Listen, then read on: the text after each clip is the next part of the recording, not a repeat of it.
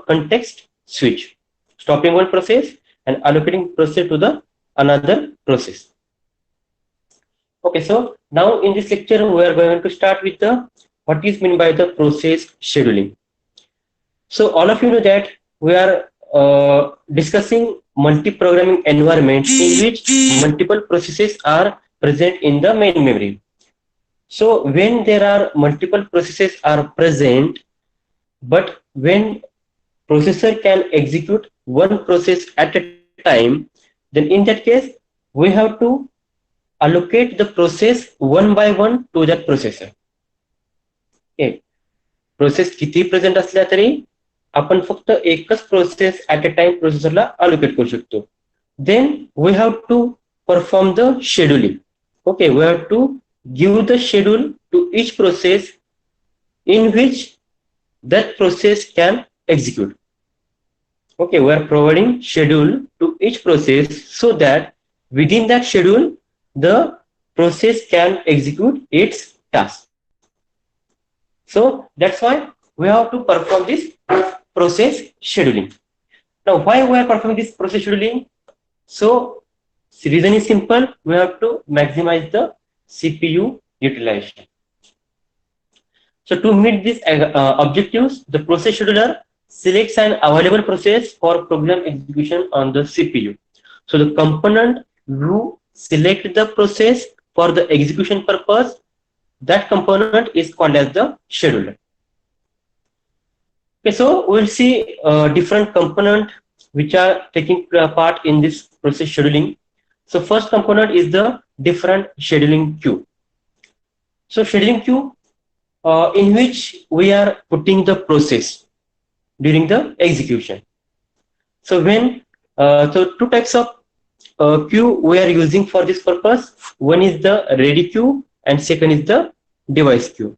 So queue, this is a data structure. Queue, it is a data structure where we are putting the process for the purpose of execution.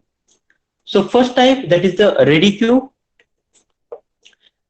In the ready queue, we are putting the process which are ready for the execution, or we can say the process which are having the state or which are in the state of new state. These process are keeping in the ready queue, and definitely the memory area which is required for this ready queue, it is from the main memory. So ready queue, it resides in the main memory, whereas the device queue, it is the data structure which is storing the process which have to use the device for the execution.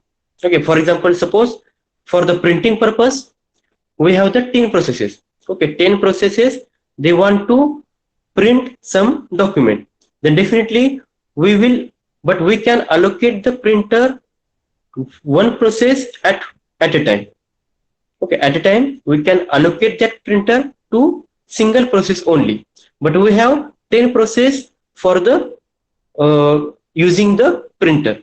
Then in that case we have to schedule this process one by one. That's mean we have to execute this 10 process one by one. So but for that purpose we have to keep that 10 process in a queue, and OS keep this all process in queue of that respected device. That means for if there is a request of 10 process for the printer, then in the printer device there will a queue, that is the device queue for this printer. In that device queue we are putting this 10 processes. That means each device will have its own queue. Each device will have its own queue in which the process can be put. Okay, प्रत्येक device कडे त्याची स्वतःची Q असते की ज्याच्यामध्ये आपण त्याच्या related जर प्रोसेस असतील त्या डिव्हाइसच्या रिलेटेड तर तिथं आपण पुट अप करतो. So that is called as the device queue. Okay, so these are the two types of queue. Okay, the second this is a simple diagram to understanding the scenario of usage of the queue. How the process is moving in between through the queue. Okay, so we'll start with the ready queue. Okay, at the top of left side there is a ready queue. So whenever any process it is created, any process when created and that process is ready for the execution, then that process is keeping in the ready queue. So first process will come to the ready queue. Now after that OS will allocate the process to the CPU whenever the CPU is available.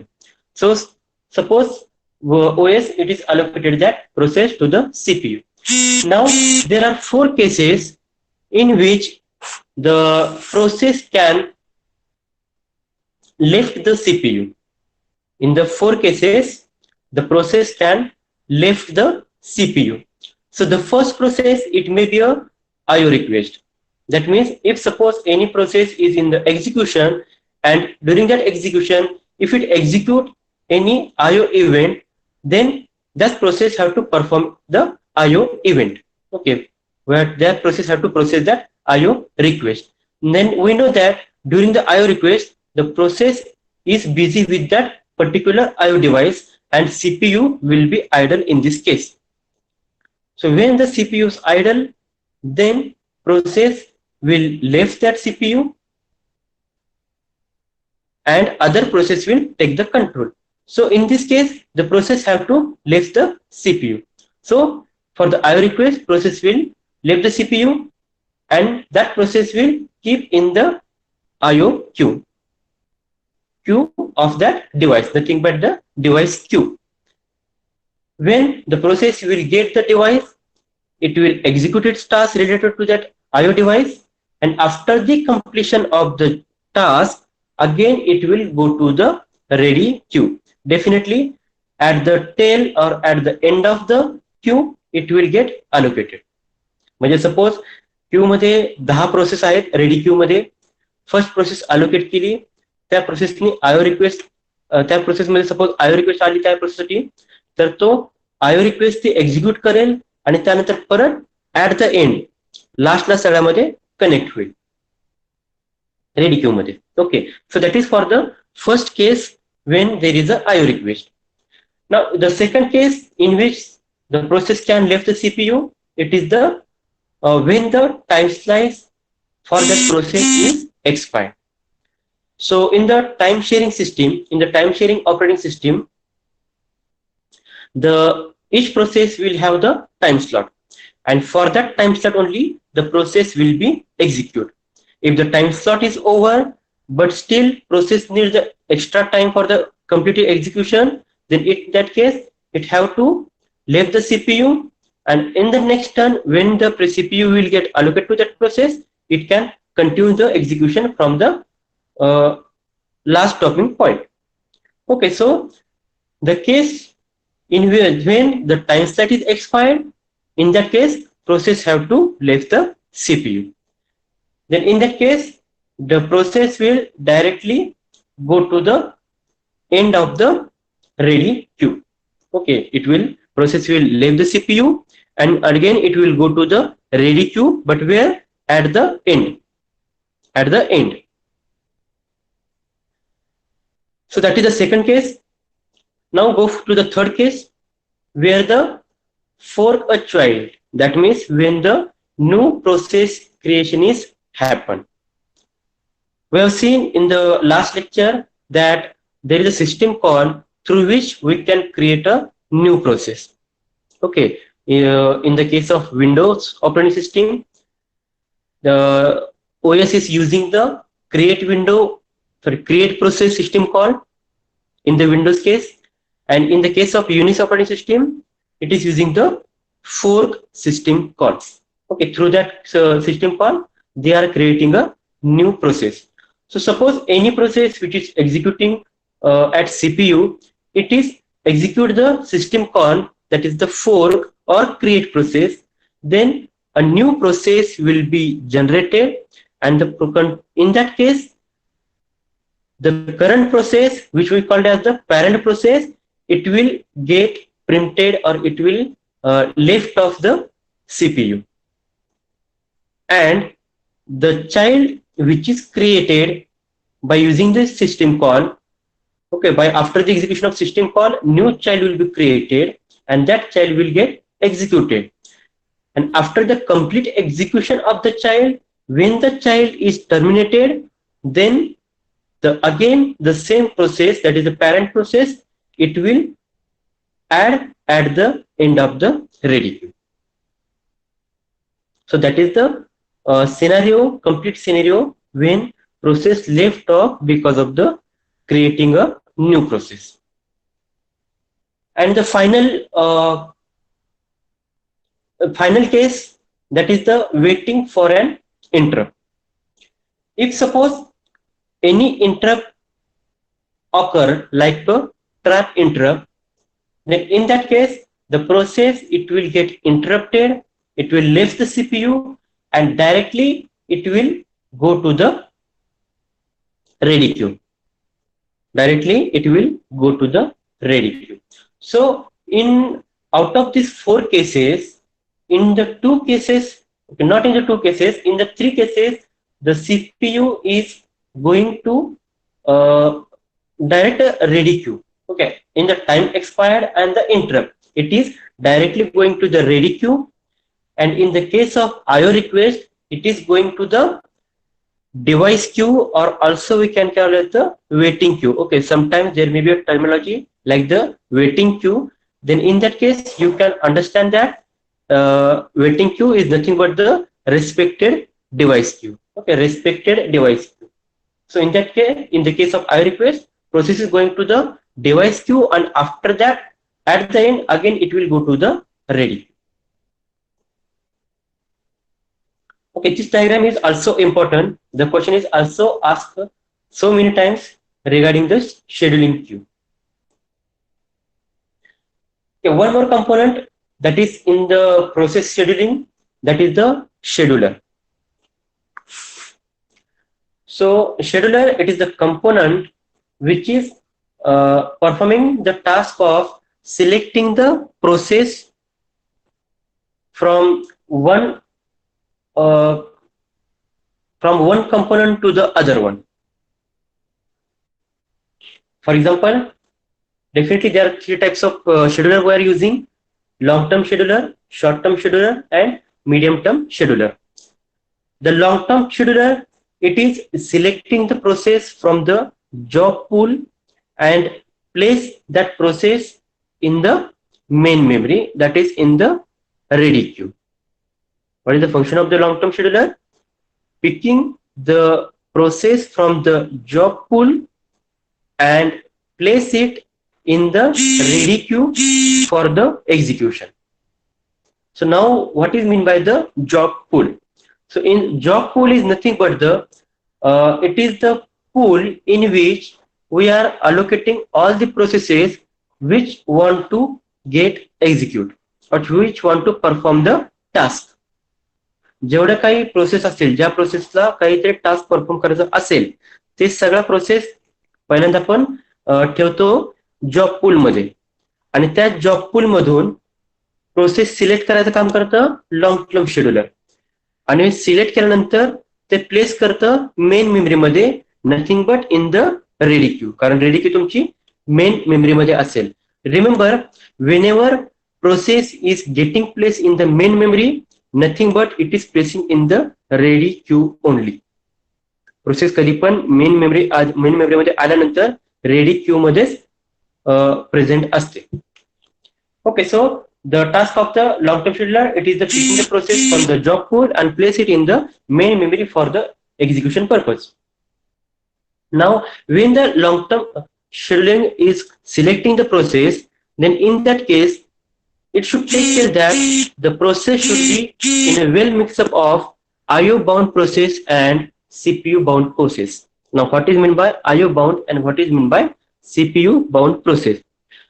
So the CPU bound process means the process which are using the CPU for the maximum time. The process which are using the CPU for the maximum time, or the process which contains the instruction which contains the instruction which are executing on CPU. Okay, no doubt. Process. Okay, instruction is always executed on the CPU only. Okay, instead we can say that the process which is using the CPU for maximum time. Process which contains the CPU, which contains the instruction which are CPU bounded. So that process is called as the CPU bound process. Whereas the IO bound process, the process which is using the IO device for its during its execution. The process which are using the IO device during its execution time, that process is called as the IO bound process. So in the IO bound process, maximum execution time of the process is going for the IO device, whereas in the CPU bound process, maximum time of the process is going for the CPU. Okay, CPU bound, maximum time they are using the CPU. For the IO bound, maximum time it is using the IO device. So if suppose long-term scheduler select all the CPU bound process, okay, it select all the CPU bound process, then what happen in that case? All the time of execution of that process, CPU will be busy, but IO will be free. Okay, during the execution of that process, if the process is CPU bound, then it is busy with the CPU only. So in that case, the IO will input output device will be free. Whereas if suppose the process is IO bound, then in that case they are using IO device for its maximum duration, whereas CPU will be idle in that time.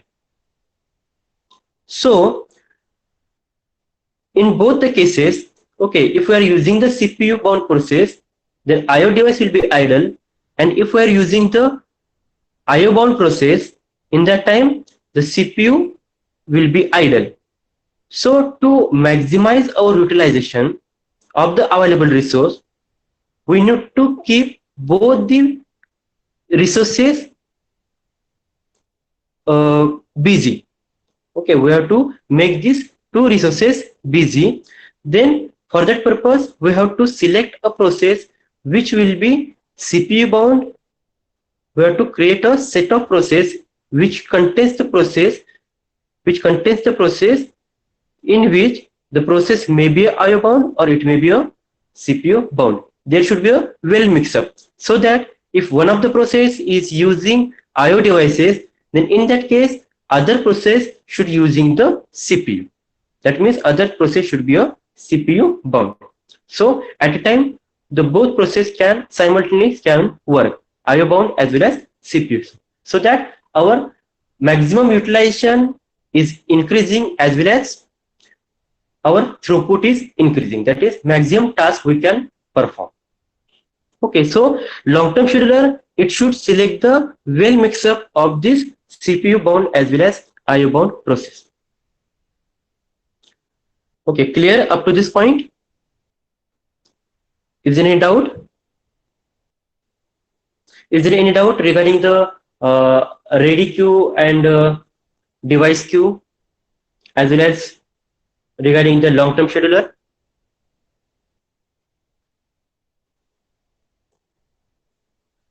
Okay, so move to the next point, that is the short-term scheduler. Now, picking the process job pool and place in the ready queue. Now, the next component comes in the picture, that is the short-term scheduler. So the task of the short-term scheduler is select the process from the ready queue and allocate it to the CPU. What is the function of the short-term scheduler? Select the process that is present in the ready queue and allocate that process to the CPU. Definitely for this purpose, it is using scheduling algorithm. Okay, based on that algorithm, it can decide that which process should be allocated. But once it is decided by the algorithm, It is the task of the scheduler to pick that process and allocate to the CPU. Okay, that is the task of the short-term scheduler. And regarding the medium-term scheduler, okay, so medium-term scheduler, sometimes what happens,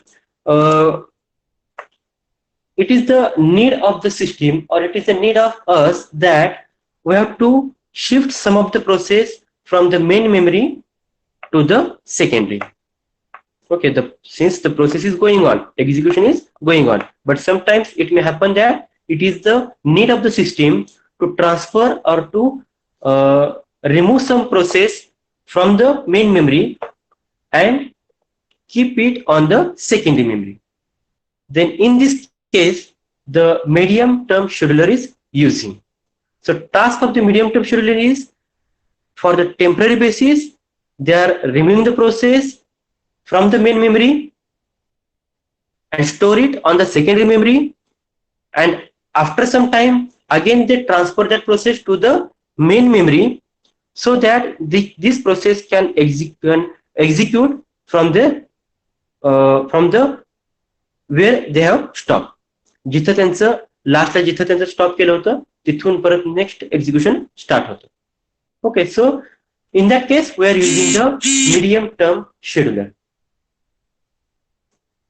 So one thing, that is the long term scheduler, it controls the degree of multi-programming. Degree of multi-programming is nothing but the how many processes should be present in the main memory.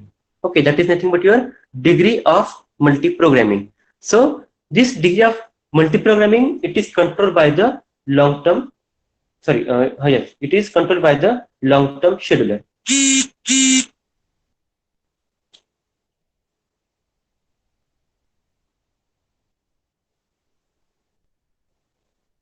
Okay, so in the medium-term scheduler, the process which is removed from the system main memory is connected, and it's called as the process. This process is called as the swap out process. And later on, when this process is again pushing in the memory, then this process called as the swapped in. So this complete process is the swapping process, and it is done by the medium-term scheduler. Okay, this is happen. Okay, this is happen. That is when the question is, when system needs to remove this process temporarily from the main memory. ज्यावेळेस already main memory मध्ये process सगळं present आहे आणि त्यातली एखादी process आपल्याला कुठल्या केसमध्ये काढावी लागते बाहेर, ज्यावेळेस रॅमची कॅपॅसिटी संपेल. ओके, प्रोसेसला हँडल करायची जर रॅमची कॅपॅसिटी संपली, बऱ्याच वेळा तुम्हाला एक अनुभव येत असेल की सिस्टीम तुमची स्लो होते, nothing but the pressure or the capacity of the RAM it is get affected. मग त्या केसमध्ये काय करावं लागतं, सिस्टीमला रॅम मधून काही प्रोसेस बाहेर काढावे लागतात आणि सेकंडरी मेमरीचा काही पोर्शन रिझर्व्ह केला असतो, nothing that is called as the virtual memory. आणि त्या ठिकाणी जॉब पूल मध्ये परत ते प्रोसेस ठेवावी लागते. आणि तिथे ठेवल्यानंतर ज्यावेळेस रॅम फ्री होईल, त्यातली काही जागा ज्यावेळेस फ्री होईल, परत ती प्रोसेस आपण त्यामध्ये पुटअप करतो. Okay, so this is the complete picture which is showing the different component during the, okay, sorry, this is the medium term scheduler. Okay, this picture is regarding the medium term scheduler. Okay, so this picture is showing in the ready queue. In the ready queue, that is process is allocated for the execution purpose. When it get allocated to the CPU, execution start. Then because of the IO waiting, the process will go for the device queue. After the complete execution of that task, again it will go to the ready queue. That is regarding the IO waiting. But suppose for some reason the process is swapped out from the main memory, then that partially executed support process, it is go to the secondary memory. And when that process should get executed, or when the process should be executed, then again that process bring into the main memory, called process as the swapping process, and put that process in the ready queue for the execution. Okay, and then it will get executed. So this swap out and swapping functionality that is carried out by the medium scheduler. Okay, so this is the overall diagram which shows the process scheduling functionality completely. So from the job pool, long-term scheduler select the process and keep that process in the ready queue. From the ready queue, short-term scheduler select the process and allocate to the CPU. And if IO event occur, then process is going to the IO waiting queue, nothing but the device queue of that respected device. And after the completion of the task, again it is go to the ready queue. Okay, so that is all about the process scheduling. Is there any doubt in the process scheduling? Is there any doubt?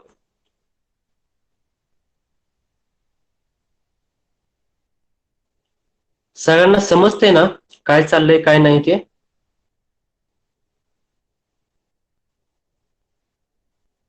Hello, am I audible?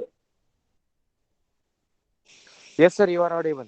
Okay, then everything is clear to all? Okay, Yes, sir. okay. Then we can go to the next bit, that is the different operations on the process. Okay, what are the different operations that is carried out on the process? We are going to see the two operations, that is the process creation operation and process termination operation. So the process creation, we know that we are using the system call for the process creation. So whenever system needs to create a process, it is using the system call, that is the fork system call in case of Unix, and create process system call in case of Windows. So process, it may create several processes using create process system call in Windows and fork system call in Unix.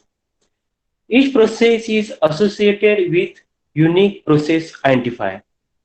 Whenever process get created, a unique identifier is created to identify that process. Whenever new process created, an identifier is created for that processes, so that based on that identifier, the process can be identified by the operating system or for all component in the system. So the resource which is needed by the child process, it may be obtained from OS directly or may share resource of parent process. So when the fork system call occur, new process created, but definitely when the new process created, memory should be allocated in the memory, in the main memory. So that memory, it may be allocated by the operating system, or the memory, it also shared by the parent process. Okay, म्हणजे दोन case मध्ये memory allocation होईल. चाइल्डला एक तर separate memory allocate होईल by the operating system, किंवा shared mode मध्ये parent process त्याच्याशी मेमरी शेअर करेल.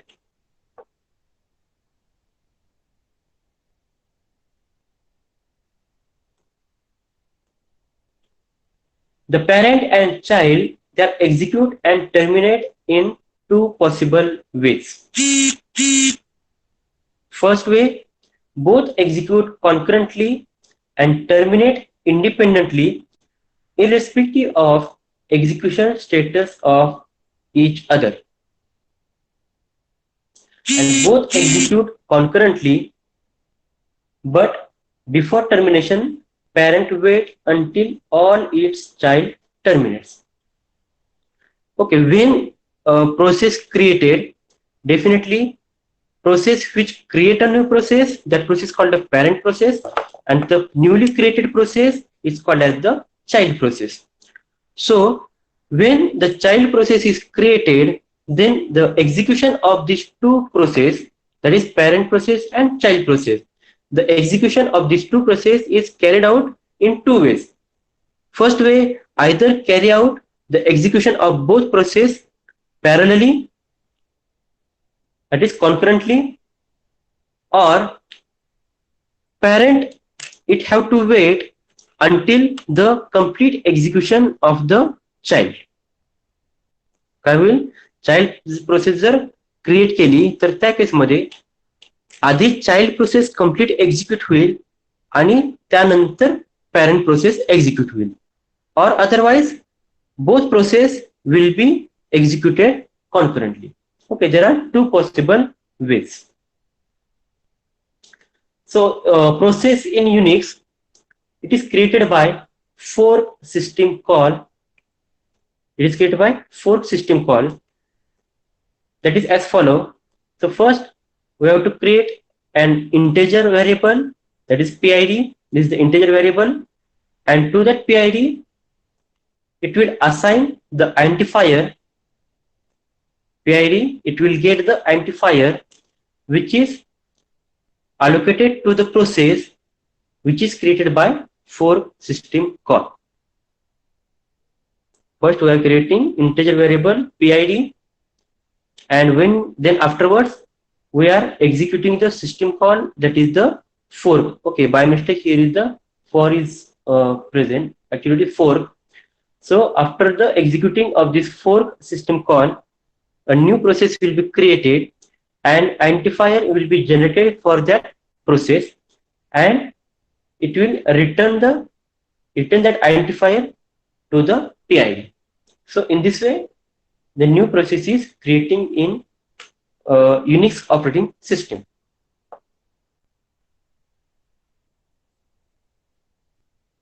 So that is regarding the how to create a new process. Generally ज्यावेळेस तुमची OS लोड होते त्यावेळेस पहिली जी OS पहिली जी प्रोसेस असते that is the init process, and from that init process all other process get created. Okay, and in that process also we are using the respected operating system call. म्हणजे जर operating system तुम्ही Linux use करत असाल किंवा Unix जर use करत असाल तर त्या केसमध्ये फोर्क सिस्टम कॉल त्या ठिकाणी प्रेझेंट असतो, आणि ते कॉल झाल्यानंतर बाकीच्या प्रोसेस मग सगळं क्रिएट व्हायला start. So that is the creation of process. Now the next part is the process termination.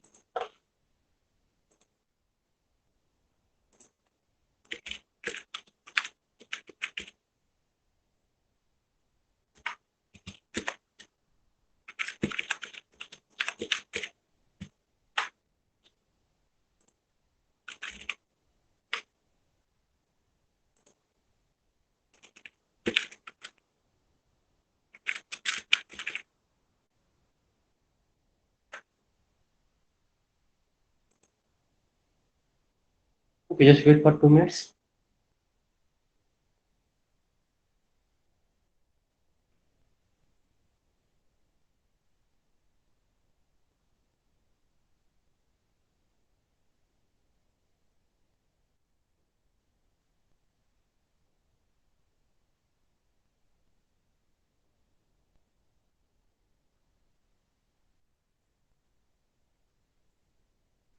Okay, so now next is the process termination. Okay, one more thing, that is the regarding the exec system call. So exec system call, it is also using for creating a process, but it is the case when we want to replace the current process with new process. Okay, in that case the system is using the exec system call, that is the EXEC. So the function of EXEC system call is replace the current process with the new process. Okay, so in that case the current process is gone forever. Okay, it is completely gone, and the new process, it takes its place. Okay, so that is for the exec system call. Now next is the process termination. So the process in normal scenario, it terminates when it finishes its execution of its final statement. Okay, normally how the process terminate? The process get terminated when its total function, when the task of that process is over, when it finish its execution, then in that case the process it gets terminated. So after completion of last statement, the process called the appropriate system call. Okay, for example, exit. Okay, in the when in the program you maybe you have used the function that is the exit. So exit, this is the system call which we are using for the termination of the process, that is in Unix. And after execution of this process, OS remove its PID entry from the process table and deallocate all resource allocated to it. Okay, so process table, it is a table in which all the process ID, all the process which are present in the main memory, definitely they all will have the identifier, and this all process ID is kept in one table, that is the process table. So when the process exited from the system or terminated, then OS it remove the process ID of that process from the process table, so that uh, reference will be destroyed, and OS will deallocate all the resources which are allocated to that process. It allocate all the resources and remove the process from the system. So parent, okay, now again we have the two types of process. One is the parent process and second is the child process. So we have to see the termination in both of the cases. So if the process is parent, then parent it may forcefully terminate, or the if suppose both processes are present, there is the parent process and child process, then in that case the parent it may forcefully terminate child process using terminate process system call,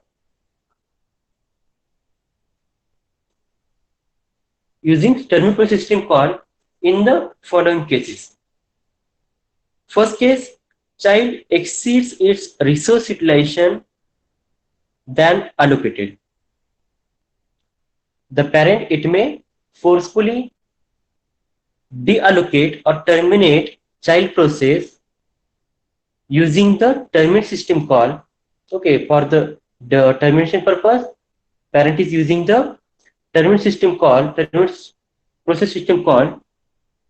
So there are some cases in which the parent is using the system calls forcefully. The first case, when the child is crossing the boundary of the allocated process. Okay, suppose the child is allocated some resources, and when the child exceeds that resource utilization, then in that case the forcefully child will get terminated. Second case, when the task assigned to the child is over and the child is no longer required, then in that case the child process will be terminated forcefully.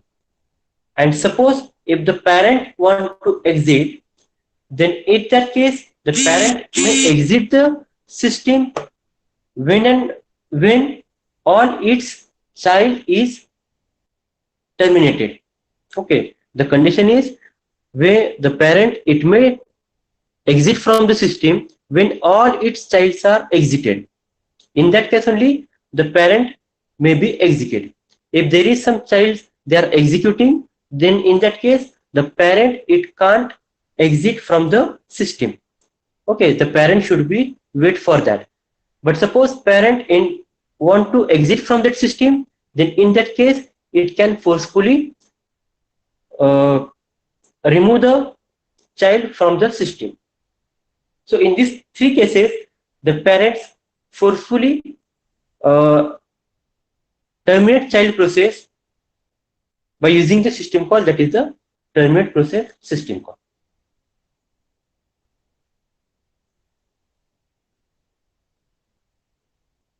Okay, so that is regarding the process termination. Okay, in the most cases, if the parent process is terminated, then its child process also terminated. And this is done because child process cannot exist without the parent process. And if a child or if process require more memory than is currently available in the system, then it is terminated because the memory is overflow. Okay, in the memory, because of this memory scarcity, the process will get terminated.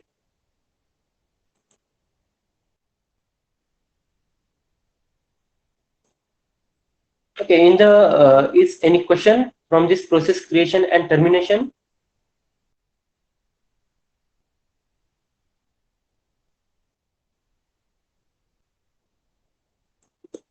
Is any question regarding this? Okay, we'll see the next part, that is the inter-process.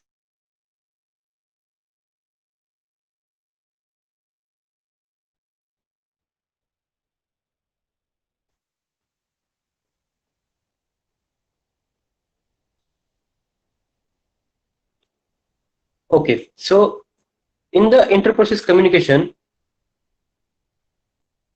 multiple process executed by OS are categorized in two categories.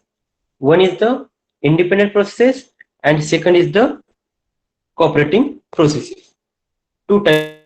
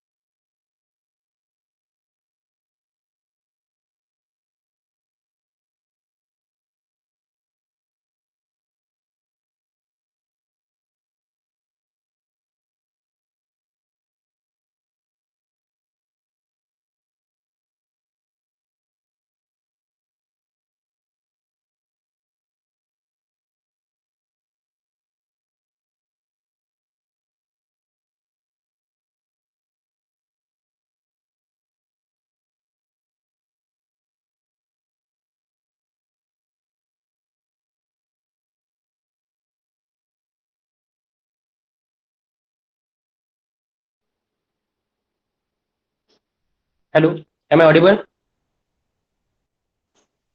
Yes, sir. Yeah, okay.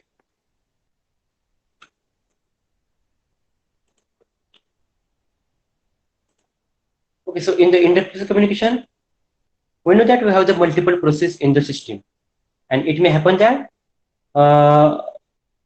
many of the process they want to communicate with each other during its execution. The process which is executing, it is possible that it may want to connect to the other processes during the execution. So that's why the inter-process communication will be there. Okay, so when there is when the process require communication to the other process, definitely there should be a mechanism for this communication. Okay, so first thing, that is the process where we can categorize in the two categories. First is the independent process and second is the cooperating processes. So first, that is the independent process. This process cannot affected by or affect other processes. That means these processes are executing by themselves. They doesn't require any type of communication with the other process. Okay, that is nothing but the Atmanirbhar. So This is the process which are not affecting to any other process, or it is not get affected by other processes. So this type of process is called the independent process. So this type of process that doesn't share any data with other process. Okay, this process nothing don't share any type of data with other processes. That is, so this is the independent processes. But actually, independent process, it is not in the reality it is not possible. Okay, nowadays all the process this process required other process. Okay, for the complete execution, definitely it requires the other process. There are many situations that when the cooperative nature, it can be utilized for the increasing computational speed, convenient, or the modularity. Okay, for this purpose, process want to communicate to the other process. So independent process, it is actually not possible nowadays. Second is the so interprocess communication. It is the mechanism which allow process to communicate with each other and synchronize their action. Okay, main thing is communicate with each other as well as synchronize their action. So this communication between these two processes can be seen as the method of cooperation between them. Okay, before that we can go to the second type, that is the cooperating processes. So cooperating processes, these are the processes which can affect the other process or which can be affected by the other processes. Okay, nothing but this process require the other processes for the complete execution. So this type of process is called as the cooperating processes. So the communication between this type of process is can be seen as a method of cooperation between them. Nothing but when these processes are cooperating to each other, so by which way they are cooperating, based on that there are two categories. One is the through the shared memory, and second is the through the message passing system. Any process, it can communicate with the other process by two ways. Either communicate with other process by using the shared memory, or communicate other system by using the message passing system. Okay, so for the simplicity, I will first show the diagram here. So in the diagram, you can see there are two processes, that is the process A and process B. And kernel, it is residing the other memory area. Okay, so this is the nothing but the structure of RAM. Okay, this is the structure of the RAM, in which one part or the lower part, it is the kernel residing. Not we can call say as the low part. Okay, in the one part kernel is residing, whereas the other part where all the application processes are residing. So process A, process B, these are the application process which are residing in the user space. Okay, so when process A wants to communicate with the process B, then two ways. The first figure shows the by using the shared memory, whereas the second figure shows the by using the message passing system.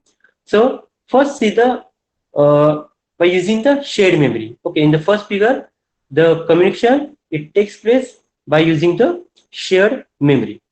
Okay, so in this case, you can see that the memory, it is shared between the common region between the process A and process B. A आणि B च्या मध्ये common area आहे. That common area is nothing but called as the shared memory. And through that shared memory, whatever the data that they need to be shared, that is kept.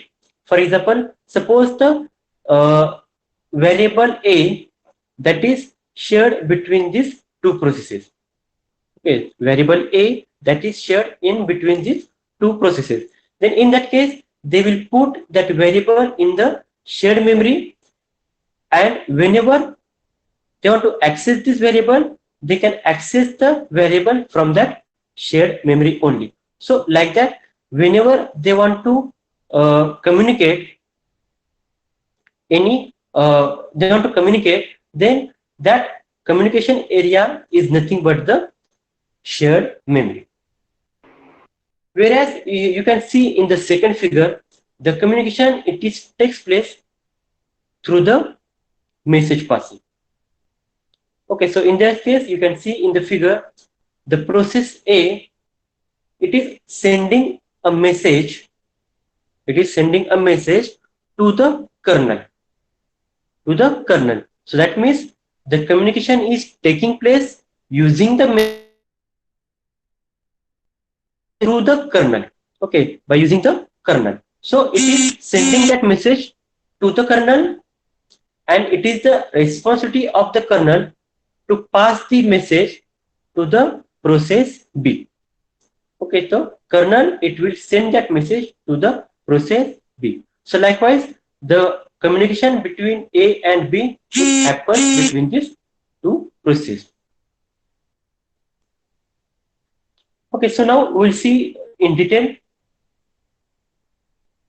So in the shared memory, the same region of memory is shared between two or more than the two processes. Okay, so if there are more than two processes, then also the shared memory is allocated, and through that shared memory, they are communicating with each other. The process exchange information by reading and writing to that shared memory. Whenever process want to exchange information, if suppose process A, they want to exchange information, then either it will write into the shared memory or it will read from that shared memory. That means suppose if variable accessed by the process A, and suppose they are carry out some operation on that process, then it will reflect that changes to the memory area. For example, suppose variable A accessed by the process A, and suppose it is get incremented. That is from the suppose initial value 10, and after the incrementing, the value will be 11. Then that 11 value, it will be stored to the shared memory area. Sorry. So in this case, the first it is a reading process happen to access that variable, and after that, when they want to update it, then it will write the updated value to the shared memory. So this exchange of information, it happened by the reading and writing to the shared memory. Normally, this shared memory region, it resides in the address space of the process, creating shared memory segment. What is this? Shared memory segment. So normally, whenever the process want to communicate with each other, and they decided that they will communicate by using the shared memory area, then in that case, they have to create that memory. Wait, we have to create that region. Then this region, it is residing in the address space of the process. Now, what is meant by address space? Address space, it is nothing but the memory required by that process. एखाद्या प्रोसेसला total किती memory लागणार आहे, that memory is nothing but the address space of that process. Okay, so the address space is nothing but the portion of that process, memory area of that process. So that shared memory, so that region, that shared region is also belonging to the address space of that process. Other process, wish to communicate with that process, they must attach their address space to that shared address space. Okay, so suppose एखाद्या प्रोसेसला दुसऱ्या प्रोसेसशी communicate करायचे, तर ती process स्वतःच्या address space मध्ये एक shared memory region create करेल. मग ज्यावेळेस अदर प्रोसेसला कम्युनिकेट करायचं असेल तर त्या प्रोसेसना ह्या पहिल्या प्रोसेसच्या शेअर्ड रिजन सोबत त्यांची मेमरी अटॅच करावी लागेल. That is the simple case. So they want to attach their address space to the shared address space of the process, and through that space, through that reason, they can communicate with each other. Okay, so this is regarding the shared memory.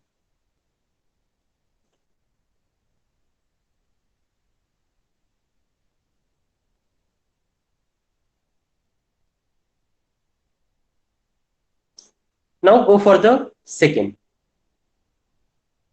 Second is the message passing system. Okay, one example actually there is for the shared memory, that is the producer consumer problem. Okay, but I think the explanation, it may be difficult at this moment. Okay, because it requires some clarification of the concept regarding the synchronization. Okay, in the synchronization there are concept like mutual exclusion and all that. So this concept should know when there is a complete explanation of this producer consumer problem. Definitely this problem also we are going to discuss in the fourth chapter, that is the process synchronization. So I will keep this explanation in the fourth chapter. I'm not going to give the example for the shared memory in this case. Okay, in this producer consumer problem, already I have given the example of normal example, that is regarding the variable. But the second example, it is also belonging to this shared memory. It is the producer consumer problem, but at this stage it is difficult to understand. And same problem or same this producer consumer problem we are going to discuss in the fourth chapter. So I will discuss this in the fourth chapter only. So directly I will go to the second concept or second way of the communication, that is the message passing system. So the discussion of this communication between process through the message passing. So in this method, the process communicate with each other without using any kind of shared memory. In this kind, no shared memory is using. There is no reason which is shared between this process. In this case, if there are two processes, that is the process P1 and the process P2, and if they want to communicate with each other, then they can proceed as following. They can establish a communication link. Okay, this processing or this communication is happen by using following some step.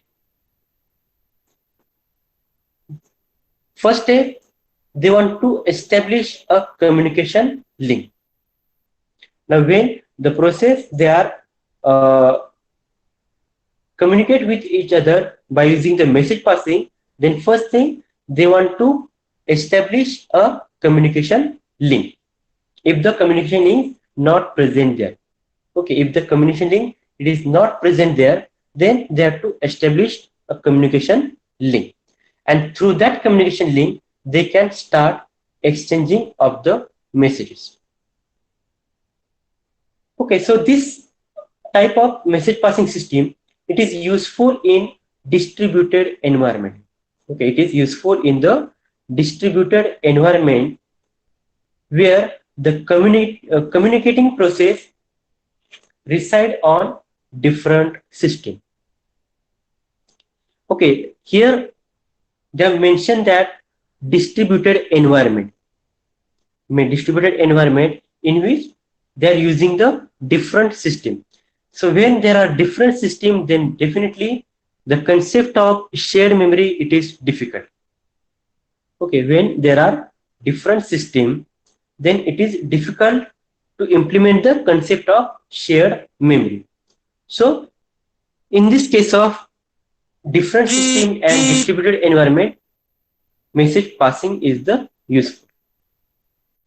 So this message passing or the exchanging of the messages by using this system, this can happen by using the two messages, or the exchanging of this message, they are using the basic primitives.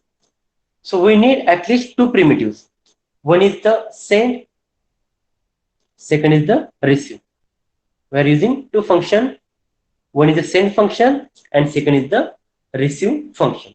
In the send, we can send a parameter message as a parameter, and as well we have to also define the destination. Since there are multiple processes present, to which process your message should be sent, you have to define it. So message along with the destination, that you have to mention, or also you can simply use the send message. Both ways are available. And second primitive, that is the receive. Again, there are two ways. Also, we can mention a single parameter, that is the message, or also we can use the two parameter, that is the message as well as host.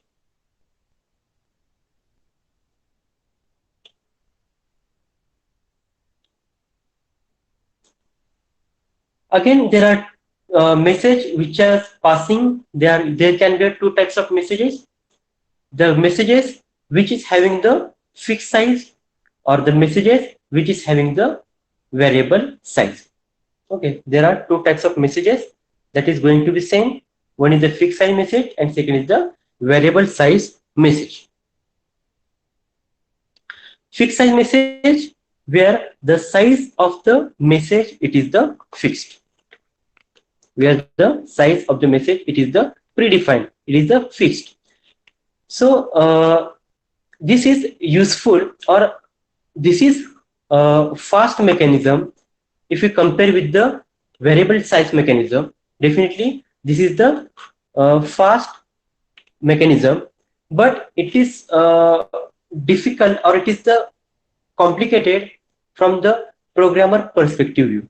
Okay, programmer, it should know the size of the message, and it have to manage or it should have to remember that size, and according to that it have to manage the messaging. So from the programmer point of view, it is complicated, but from the system point of view, it is the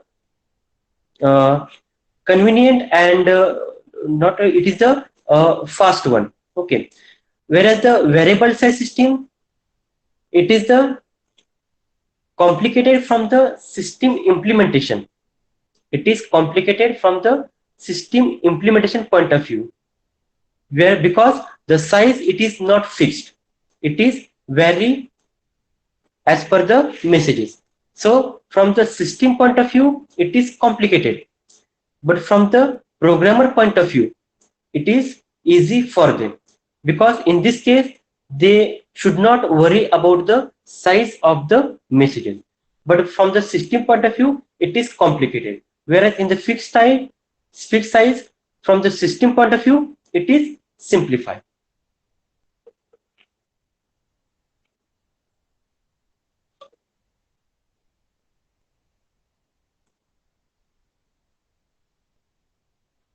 Okay, now the communication link.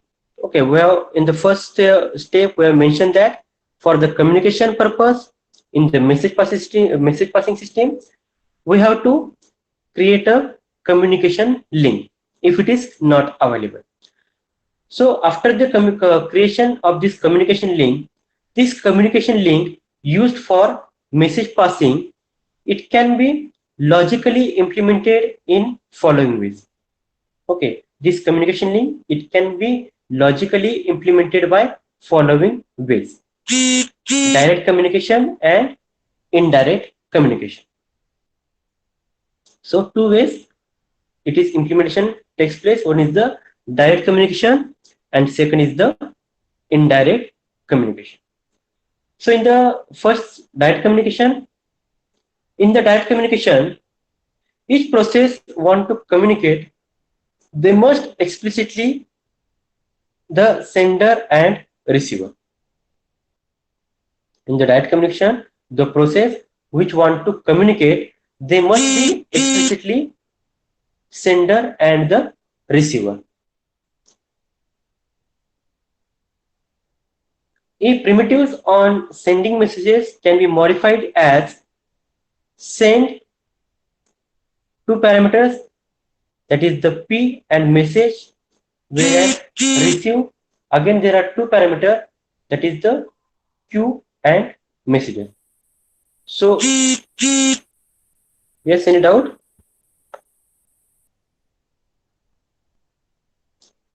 Okay, so the sender, it will mention where is the destination, whereas the receiver, it will mention the message, that is the host. The above scheme uses symmetric addressing where sender and receiver know each other's identity. Nothing but the sender knows who is the recipient and receiver, it knows who is the sender of the messages. So this type of system is called as the symmetric addressing. So in the symmetric addressing, this type of message passing we can use, where we can directly put the identifier receiver as well as sender. Whereas in the asymmetric addressing, only sender name is needed. Logical link, it is used by process. It must be associated with exactly two processes, and multiple links exist between multiple pair of processes. Okay, so logical link which is established, this link, it is used by the process, must be associated exactly two processes. There should be only two processes, then only this logical link can be established. And if there are multiple processes are there, then multiple links there will be existed between this multiple pair of processes. Okay, so at a time from one process to other process, there will be a single link will be there. That is about the direct communication. In the indirect communication, the communication, it takes place through the mailbox. So what is the mailbox? Mailbox, it is an object in which messages can be placed and can be removed. Okay, so there is a one place or one object where the messages can be sent and messages can be retrieved from that place. That place is nothing but your mailbox. So all the communication, it takes place through the mailbox. That is in case of indirect communication. So the process, those who want to send some message to the other process, they will simply put the message in the mailbox. Then from that mailbox, the process which required the message, it will access that mailbox, and from that mailbox, it will take the message. So the process are communicate only when those have shared mailbox. Definitely, this mailbox will be shared between these processes. Okay, between only these processes which want to communicate with each other. So between pair of processes, there can be a different link through the different mailbox. The process who want to communicate separately, they will establish separate mailbox for them. They will not use the same mailbox. Okay, so suppose process A, B, C, three processes are there. Then in that case, between the process A and B, there will be a one mailbox existing. But when process A wants to communicate with the process C, there will be a separate mailbox through which only process A and C will be communicated. So in that case, separate mailbox is present for the separate processes. Okay, so mailbox, it may be owned by process or operating system. If it is owned by OS, it must provide mechanism. So these mailboxes, it can be created by operating system or it may be created by process also. And suppose if it is created by operating system, then operating system will carry out all the mechanism of this transmission. If the operating system, it is created that mailbox, in that case, it is the responsibility of the operating system to carry out the communication. Otherwise, the communication, it will be carried by the process only.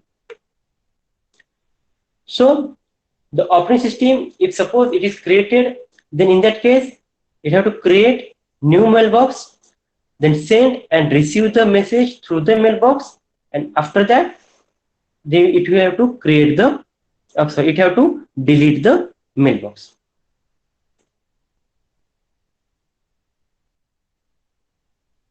Okay, so that is about the communication. Two types of communication, that is the direct communication and indirect communication.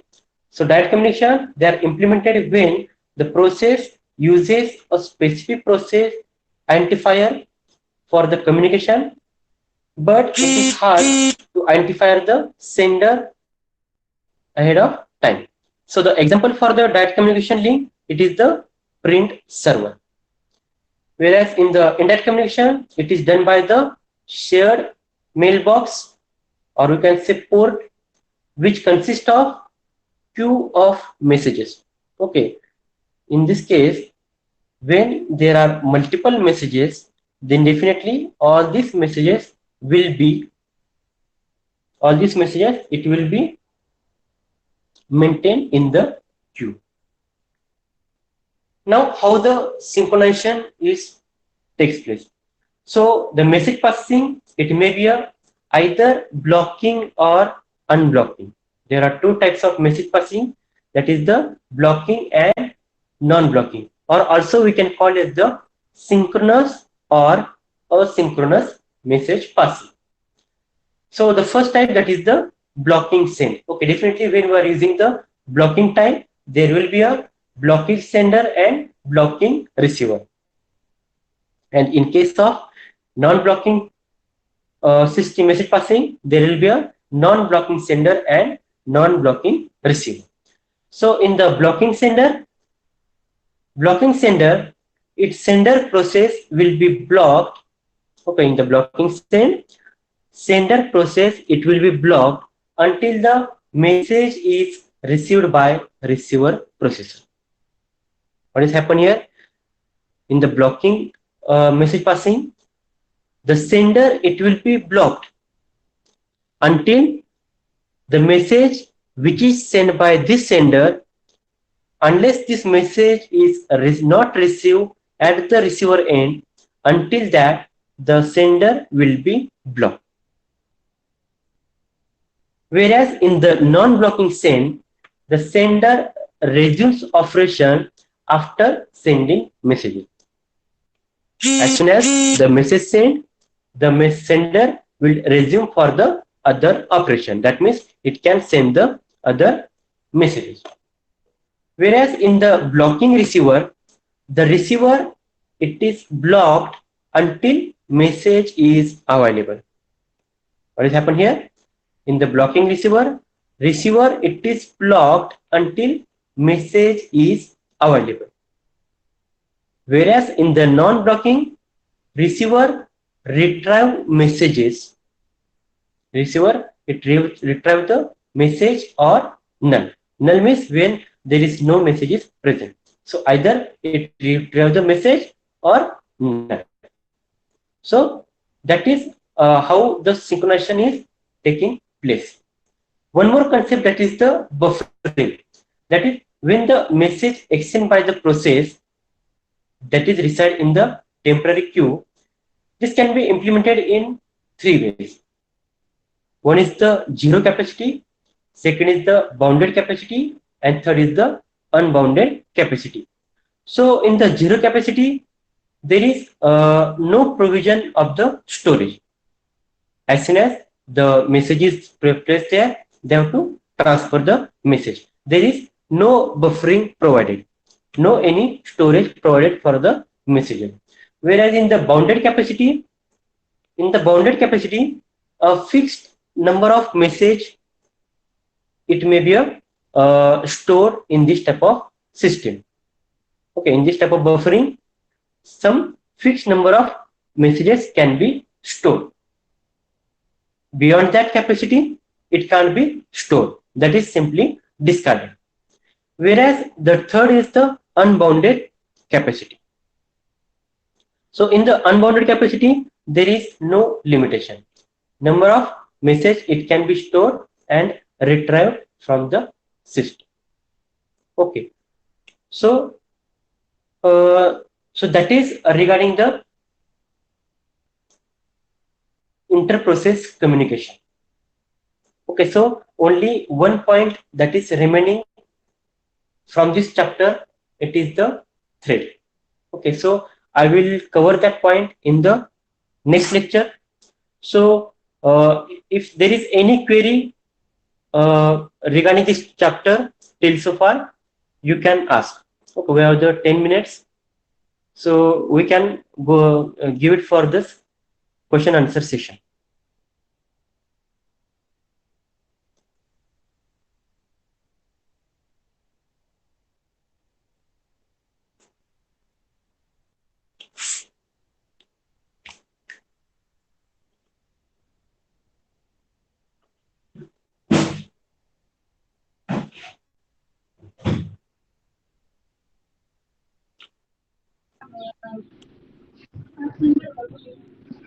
Yes, any question?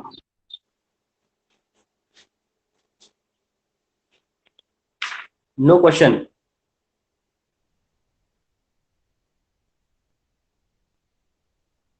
Everything you got that I have explained. काहीच question नाही कोणाला आज? सगळं समजतंय ना काय चाललंय काय नाही ते?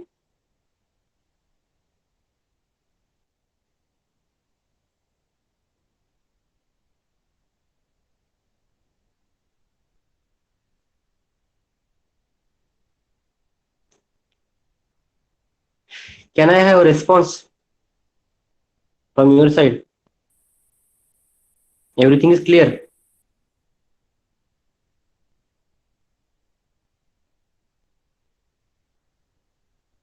There are two ways. Either you are getting everything or you are getting nothing. Yes. Okay. Then can I go for attendance?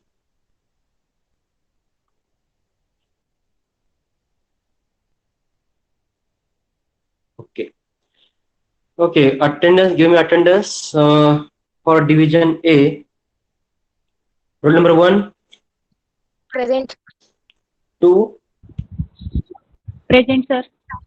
3, Present, sir. 4, Present, sir. 5, Present, sir. 6, Present, sir. 7,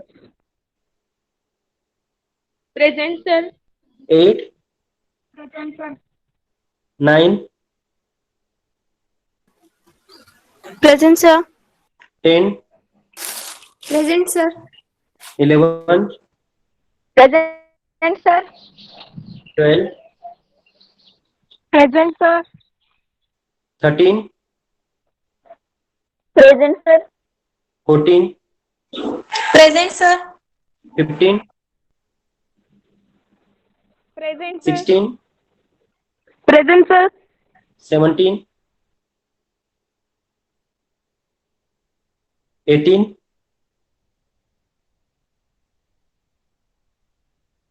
19, 20, Present, sir. 21, Present. 22, Present, sir. 23, Present, sir. 24, Yes, sir. 25, Present, sir. 26, Present, sir. 27, Present, sir.